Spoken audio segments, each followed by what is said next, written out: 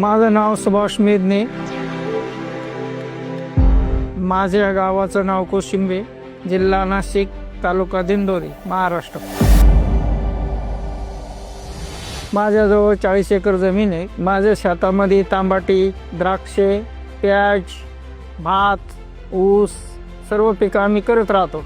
शेती मी 1980 पासून करीत आहे. ट्रॅक्टर चालवतो. भरपूर कंपनीचे ट्रॅक्टर चालवून पाहिले.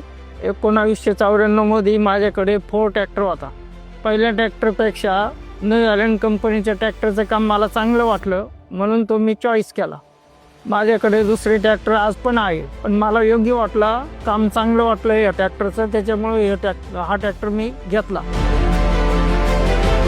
मी ट्रॅक्टर घ्यायचं ठरवल्यावर न्यू हॉलंडच्या शोरूमला गेलो नाशिकला. 32-30 मला तिथे योग्य वाटला, त्याच्यामुळे मी तो 6 महिने झाले घेतला. 6 महिन्यापासून ट्रॅक्टर दररोज चालू आहे, पण आजपर्यंत काही प्रॉब्लेम आलेला नाही. इतर ट्रॅक्टरांपेक्षा ॲव्हरेजच्या दृष्टीनं त्यांनी सांगितल्या पद्धतीनं देऊ राहिले 3-3.5 लिटर ताशी लागतंय आणि परवडेलेबल आहे. आज डिझेल काय भाव झालाय, सर्व गोष्टीचा विचार करूनच कोणी बी ट्रॅक्टर घ्यायचा असेल तर न्यू हॉलंड ट्रॅक्टर फायनल करा. इतर ट्रॅक्टरपेक्षा पीटीओ पॉवर जर पाहिलं तर एकदम छान आहे, त्याला बिलकुल सुद्धा अडचण नाही. 32-30 मध्ये 7 प्रकारचे पीटीओ आहे. पीटीओ मध्ये जर आम्ही पाहिला एकदम काम चांगलं आहे. रोटावेटरला एकदम पॉवरफुल आहे, नागरटीला पॉवरफुल आहे. आता माझ्याकडे रोटावेटर आहे, नागरटी आहे. आता सध्या तो गाळा चालू आहे, रिंगा जोडलेला आहे, पण काहीही कुठलाही प्रॉब्लेम त्याला आलेला नाही. त्याची जर हायड्रोलिकची कॅपॅसिटी बघितली 1800 किलो आहे. त्याचं वजन किती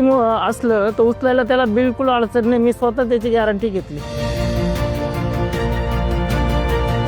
त्याच्यात लिक्टोमॅटिक बटन सुद्धा आहे, एकदम चांगली मदत आहे. एकदा त्याची बटन लेवलला लावून दिलं का उचलायचं अजिबात अडचण नाही. दिवसभर ट्रॅक्टर चालू असला थकवा हा त्याच्यावर येत नाही. ट्रॉलीचं काम आमचं चालू राहतं, ट्रॉलीला बिलकुल अडचण नाही. कारण काही ट्रॉली राहते ते मशीन लोटीतं, मशीनला लोटून देत राहतं. आणि लोडला आम्ही फुल गॅरंटी घेतलेली आहे. लोडच्या बाबतीत त्याची बिलकुल सुद्धा त्याचा मला स्वतःला तर अडचण नाही आली. स्पीड चांगलं आहे रोडवर. आता कांदे वाहत होतो आम्ही, कांद्याला अडचण नाही आणि रस्त्याला.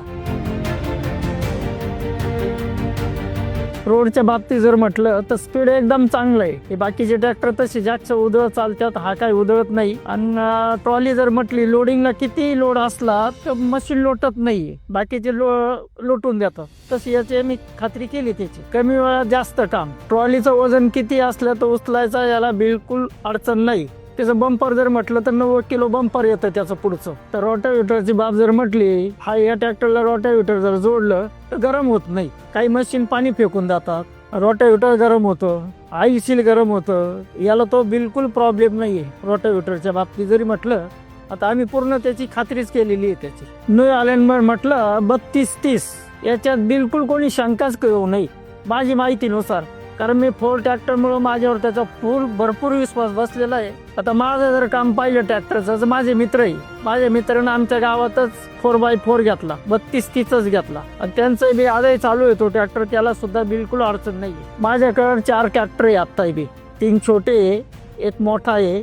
मोठ्याच्या बाबतीत म्हटलं फर्ग्युसन घेतलेलं आहे मी शेतीसाठी, पण त्याच्या ॲव्हरेजमध्ये न्यू हॉलंडमध्ये 32-30 मध्ये भरपूर बदलली. आता 50चं जे मशीन मला घ्यायचं आहे, सर्व शेतकऱ्याला विनंती करतो का न्यू हॉलंड ट्रॅक्टर घ्या. बिलकुल त्याला मेंटेनन्स नाहीये. ॲव्हरेजच्या दृष्टीनं म्हटलं तर मी स्वतःच आता वापरू राहिलो. शेतकऱ्यांनी घेऊन टाका, काही अडचण येणार नाही त्याला. आणि कंपनीचं मेंटेनन्स जर म्हटलं आपण काय प्रॉब्लेम असला तर ते ताबडतोब त्या ठिकाणी माणसं येऊन क्लिअर करून देतात. ती सुद्धा मी खात्री केलेली आहे त्यांची.